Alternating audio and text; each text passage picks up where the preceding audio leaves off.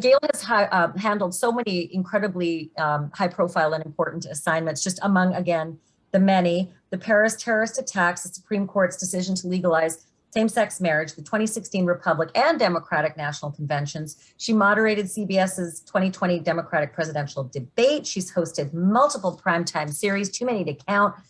And then going back in the day, Gayle hosted the Gayle King show on the Oprah Winfrey Network.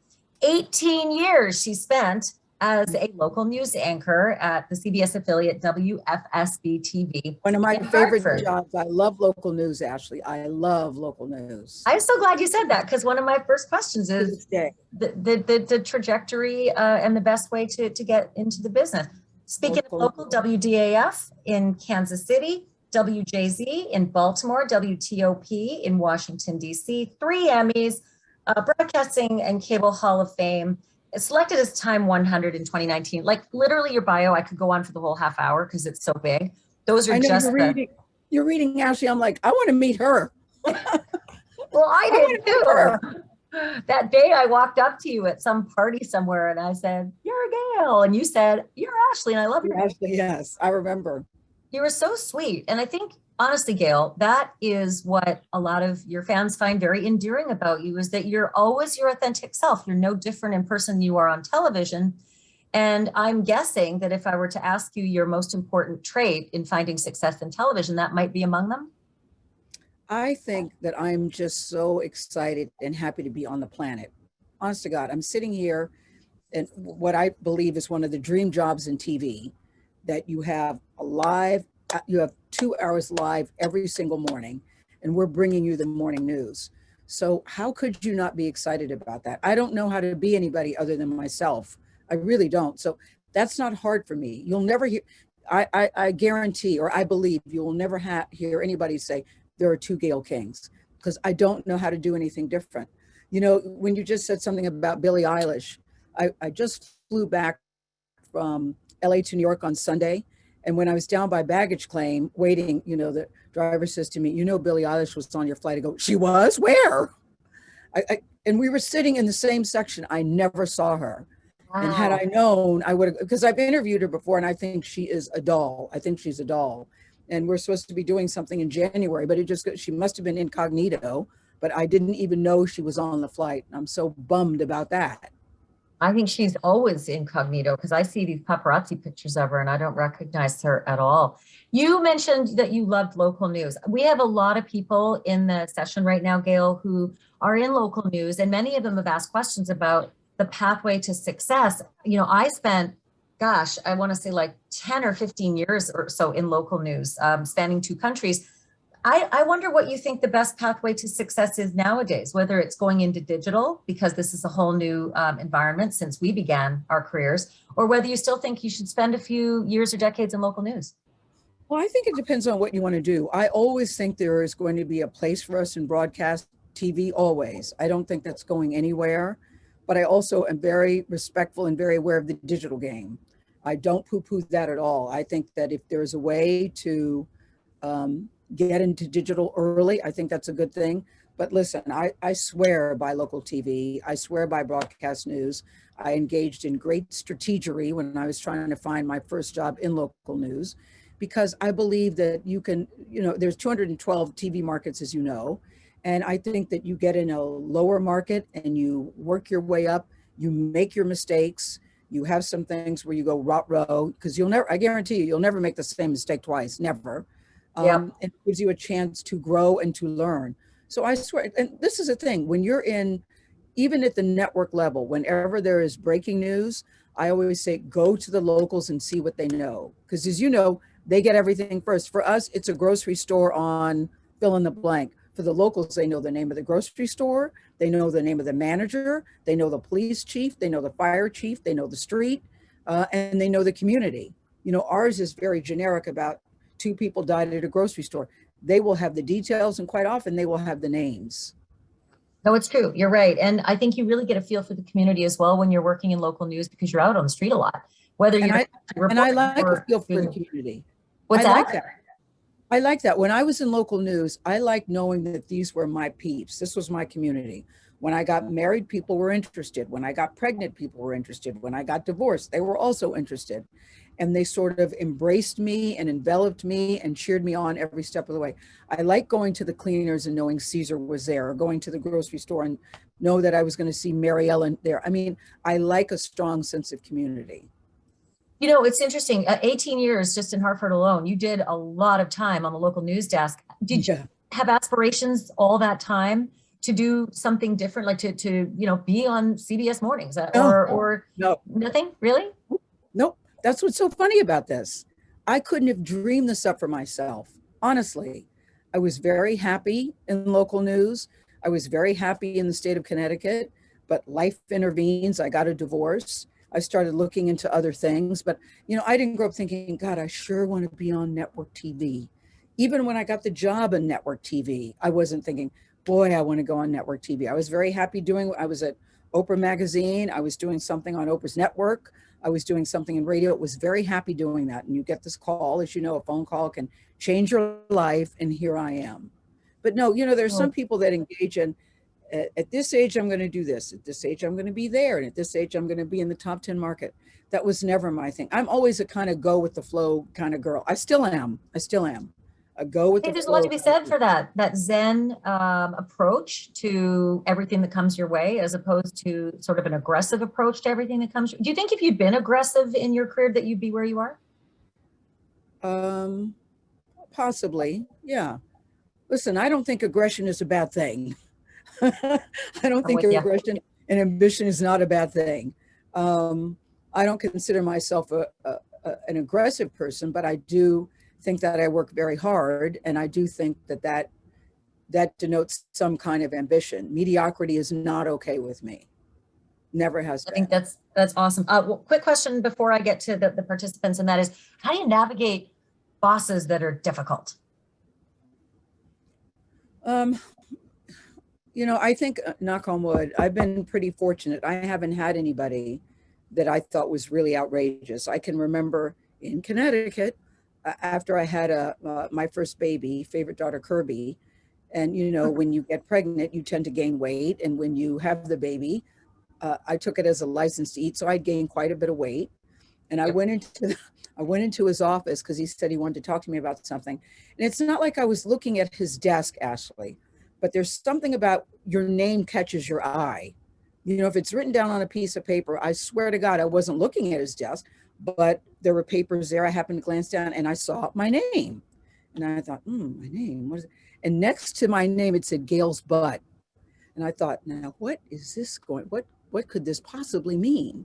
And so he's frickin' back and forth. You're doing such a great job. You were so happy you had a baby, and Kirby, blah, blah, blah, blah, blah. And he goes, but I do have to say, Gayle, when they take those wide shots on the side and you're at the end, your butt hangs over your chair. So do you think that maybe you could, scoot in a little bit? I didn't even know what to say to that. I mean, so wow. What did I say? Okay. But we did. Nowadays, I would have a different answer. Right. But back then, all I could say was, okay. And I walked out of the office going, what the hell did he just say? Do you remember that our contracts used to have plus or minus 10 pounds back in the 90s? I never had that. I never had that. Yeah, they had them. And Oh. I was told by a male news director, lose the glasses. They're distracting. And my co-anchor had glasses. The guy. And I have glasses. And what we know, Ashleigh, is that, when I was little, they would say boys don't make passes at girls that wear glasses. Now we know they're a fashion. I have 2 kids. I had them when I was wearing the glasses before surgery. Okay, questions from our amazing audience. Wait, Ashleigh, wait, Ashleigh, wait. Did you have LASIK surgery? Oh, Gayle, I had I had Jamie Summers bionic eyes surgery. I had my lenses actually taken out and destroyed, and then bionic refractive lenses put into my eyes. I had to go to the country for it. It was pretty crazy. So you don't wear glasses anymore. Wow. And your vision's okay? It's pretty good. It's a lot better than it used to be because I couldn't wake up and see the clock without glasses before. I couldn't see that's right now. Yeah, but I ended up having LASIK with the eyes. I'm scared to mess with the eyes. I'm scared to mess with the eyes. I'm just That's too afraid why for 20 years I wore glasses. I was too scared to do anything about it. And then my brother did it first. And so I said, well, if he can do it, then I can do it. So I went to Canada. I can do. Yeah. Super aggressive surgery. I don't recommend it for everybody, but for me, it was, you know, it was what I wanted. Okay. So, amazingly, you guys joining us today did not put your names on your questions. So most of these just come in nameless, but I know you're in there and I'm looking right at you. So this one says, I started my career as a reporter 2 days after my 40th birthday. What advice do you have for someone starting in this field later in life rather than starting early in their 20s? Great question. I think that is a great question because I got my job at CBS. I was close to 60 when I got that job. And who would have thought, you know, who would have thought at that stage in my life, in my career, that I would even be offered something at the network? So I put no value or no burden in an age. I really do believe age is just a number. I do think that 40 is unusual to be starting as a reporter. I will acknowledge that, but I don't think that it's a barrier. There's a great book out now called Roar by Michael Clinton, who happens to be, I used to work with him here at Hearst. I'm at the offices of Oprah Daily. I have another job here. Michael Clinton was one of our top publishers. And he says, people shouldn't focus on age appropriate. They should focus on person appropriate. And I think that is the best advice of all. Keep in mind, Walter Cronkite had to retire from CBS at the age of 65, Ashleigh. I'm 66. So I wouldn't even be at CBS News if we still had those antiquated rules. So I think it's hard for some women, though. I do think that men hit their stride in a lot of the eyes of the executives when they're in their mid to late 40s, and women don't hit their stride. It frustrates me a lot because I'm 54 and I envision myself retiring until I'm 90. But, you know, I also recognize there's some confines out there. Well, I don't want to work till I'm 90. I don't want to do that. But Picking and choosing, though. I don't want to get up at 2 in the morning like you do every day, but nope, choosing projects. Nor do I. But I do think that you have to focus on what you bring to the table.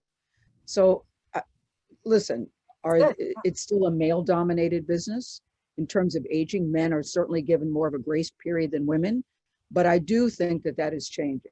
It's very slowly, but it is changing.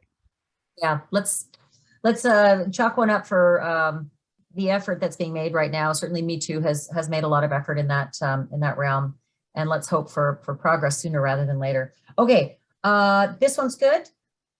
And we'll go on the other opposite end of the spectrum. What do you think is the most important thing a young journalist needs to know going into the field in the current environment? You have to know that it's extremely competitive. You have to know that you have to work really hard. You know, I see a lot of people talking about work-life balance, which sounds really good on paper, but the reality, I believe, when you're first starting out, there isn't a whole lot of work-life balance.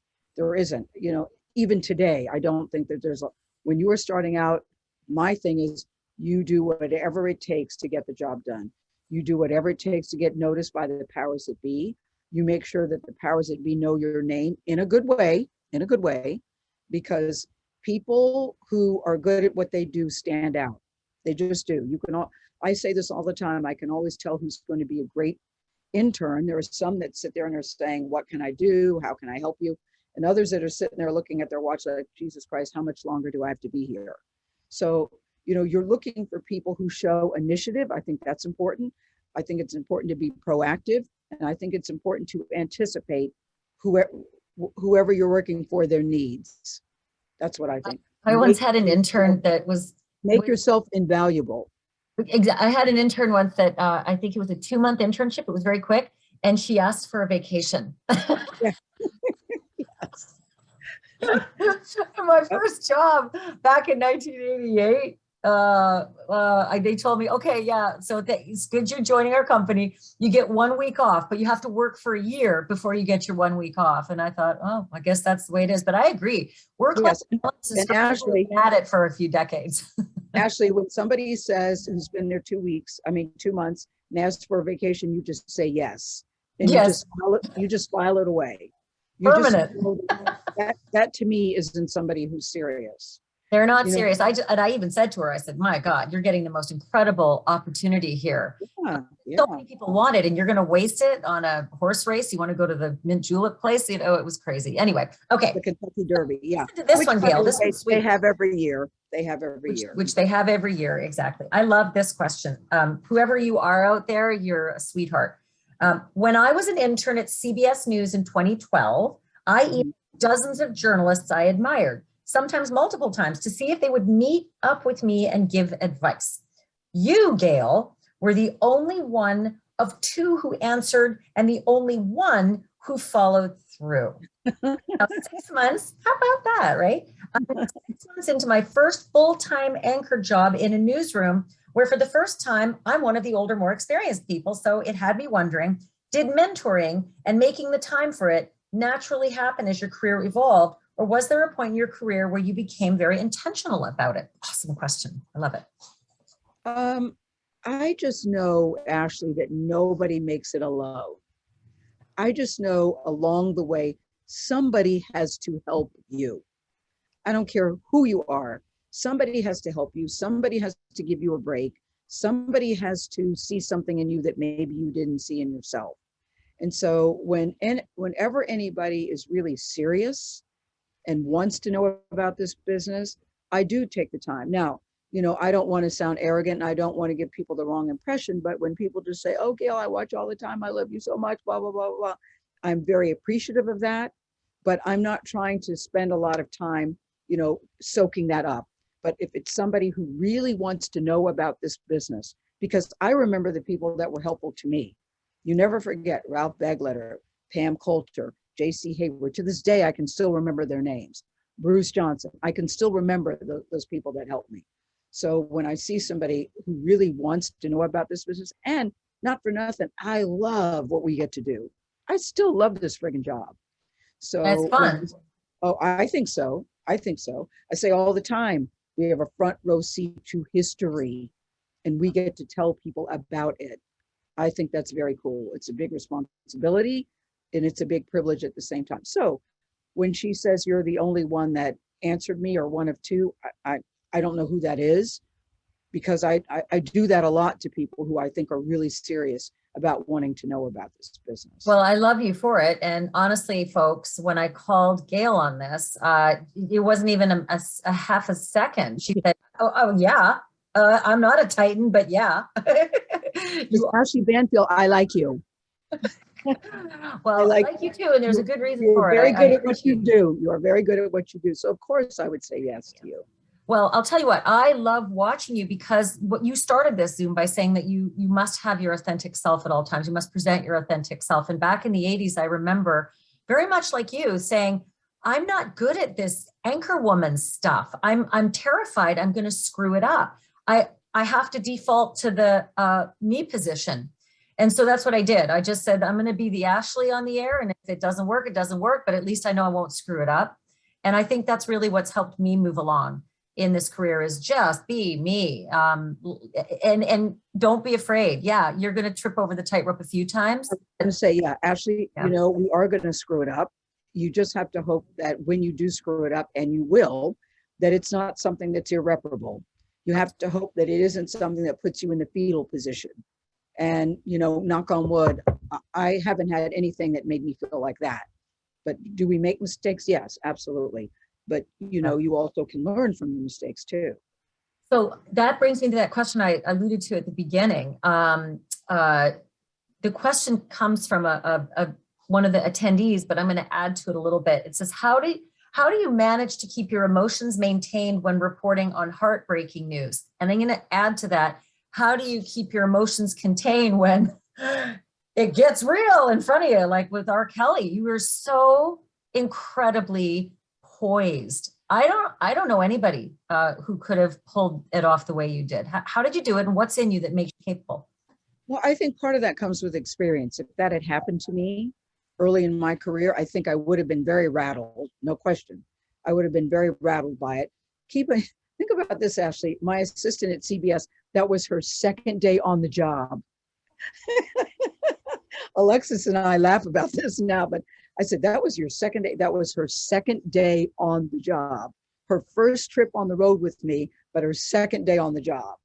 So she was Oh my very God. rattled. And who was even more rattled were her parents. Like, what kind of job is this you're going to be doing with this person? But, had it happened later in my career, earlier in my career, it would have been a problem. But I felt very well prepared. I also knew that I wasn't done with the interview. I still had more questions for Mr. Kelly, also known as Robert. I had more questions for him. And I looked at interviews with him, and I saw that when he got rattled or he didn't like something, he would get up and leave the room. And so my intention was to do everything I could to make sure he didn't leave. And so if I responded in kind to him the way he responded in me, the interview would have been over. If I had tried to comfort him or I had tried to soothe him, the interview would have been over. So I just thought, let me make no sudden moves, look up, look down, look up, look down. And I was looking at him and looking at the chair, looking at him, looking at the chair, letting him know that whatever you're doing here, I'm not going anywhere. And he saw that. And I didn't know him. I didn't know R. Kelly, but I never thought that I was in danger, even though he was very angry. I didn't think that I was in danger. I thought And you were. I mean, I watched you. I thought she's not even flinching, and he's sort of coming at her physically. No, that's the thing. I didn't think he was coming at me. He was mad, and with every word, he was emphasizing every word with his fist. I thought he could accidentally hit me, which would have hurt. I was a little nervous about that, but I didn't think that he would ever intentionally hit me. And then, the next day I checked on him with his team because, that blew up in a way that I was not expecting. As a matter of fact, Ashleigh, you'll like this, because we were feeding it back to New York at the time. And they said, "Oh my God, Gayle, do you know what just happened?" And I said, "Yeah, so we'll have that tomorrow." They go, "No, we're putting it on evening news tonight." I go, "You can't put it on evening news tonight. That's for our show tomorrow."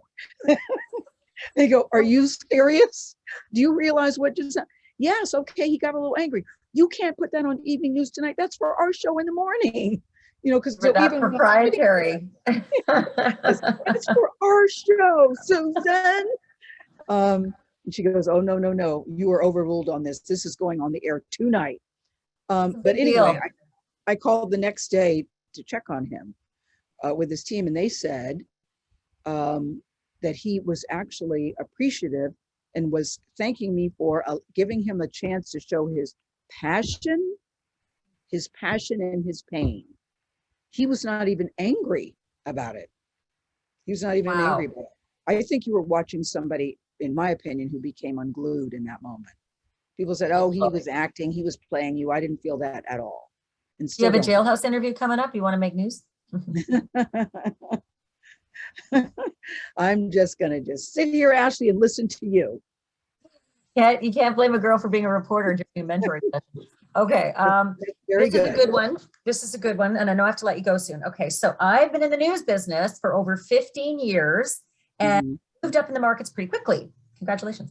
I have done both English and Spanish reporting and anchoring. I don't have an agent, but I feel like I may need to get one soon to keep pushing forward. What are your thoughts about getting representation? It's a great question because that comes up all the time.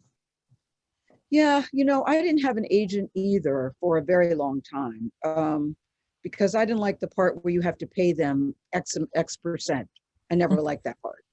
I think I have one now, and it's good because they know things that other people don't. They have they've got arms in every single pot, so they know things that are coming. But if you're really happy at a place and you're able to negotiate with your place and you're not planning on going anywhere, I don't see the purpose in having an agent. If you are interested in advancing and going to other places, then I'm in favor of getting an agent because they can know the lay of the land, right? It's pretty hard to what's happening out there. That's a very good way to put it. You absolutely have to know what you're dealing with.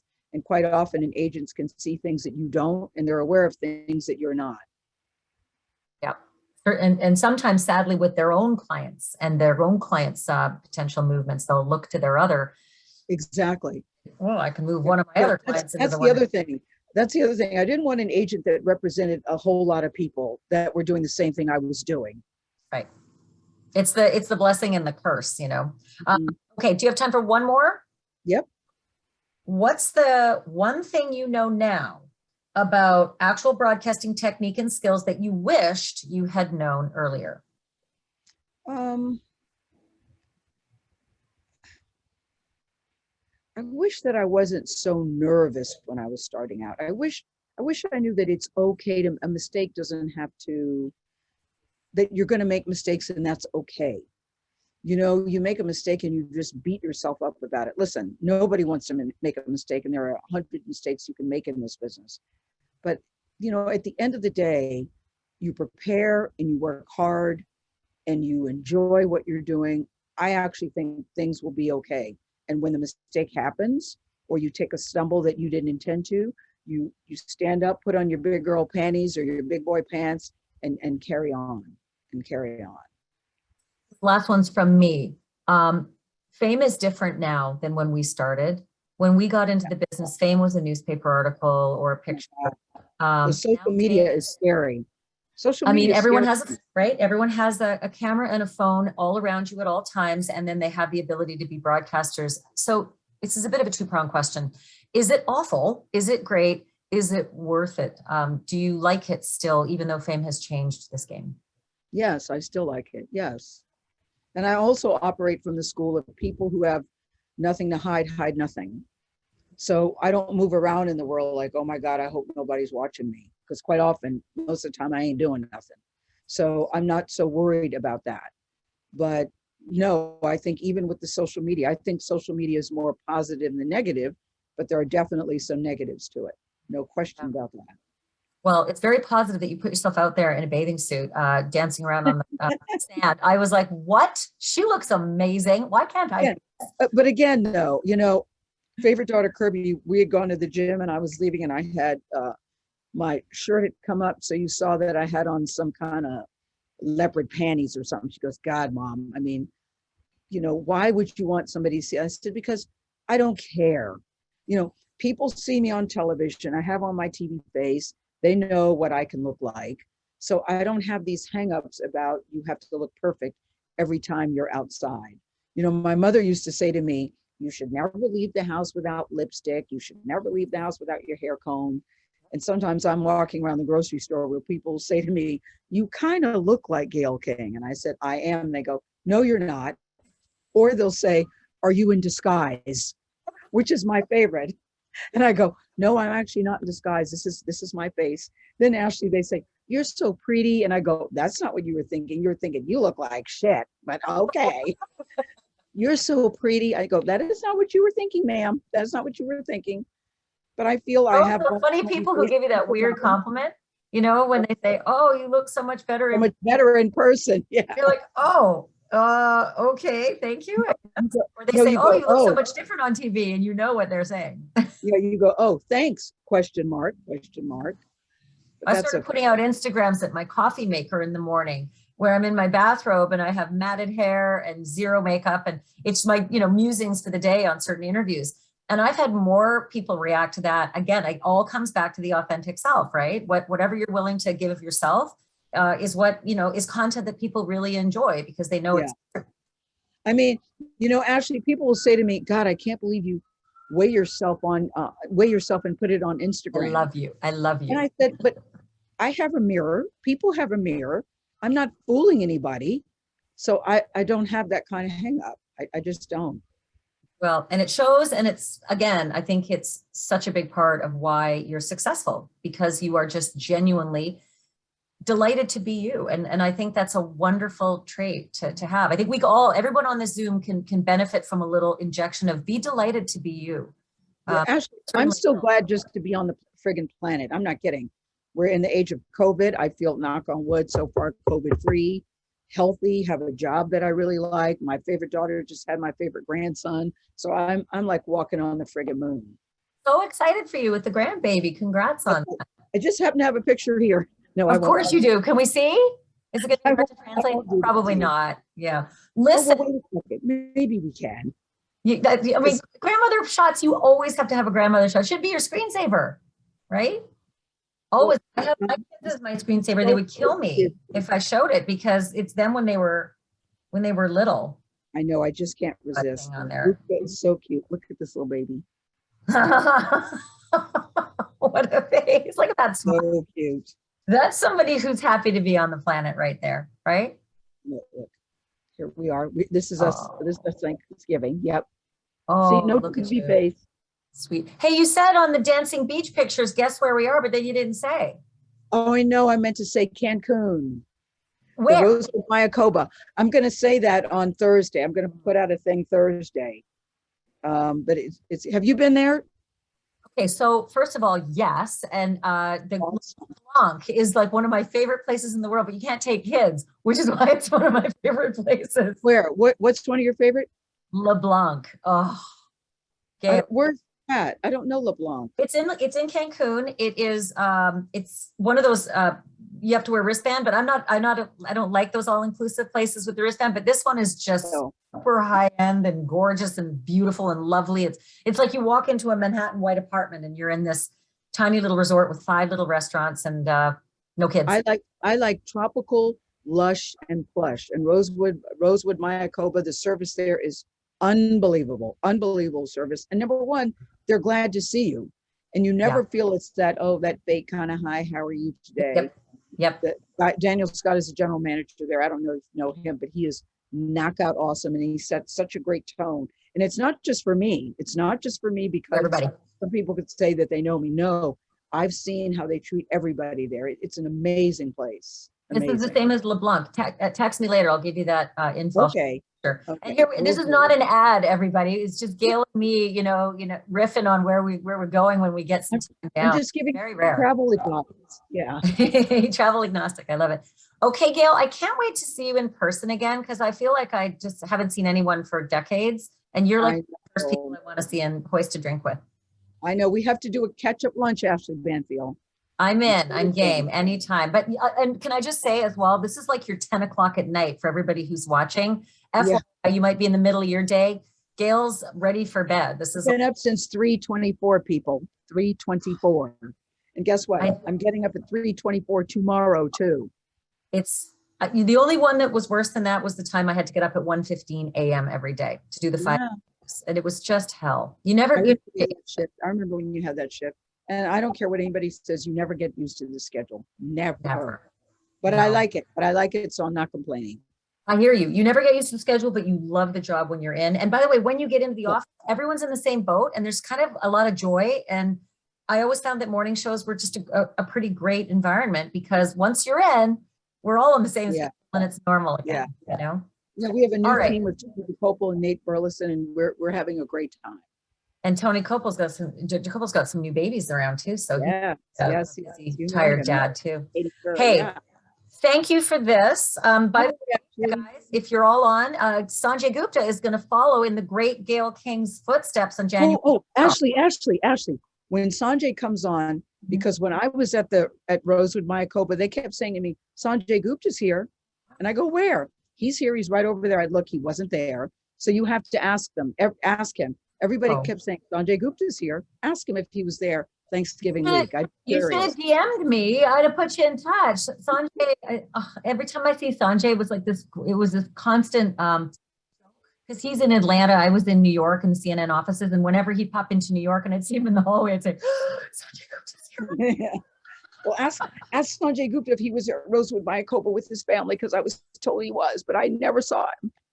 I will for sure. And maybe we'll have you back if you've got spare bandwidth, we'll throw you back up on the seminar because your advice is amazing. I have like 100 more questions for you.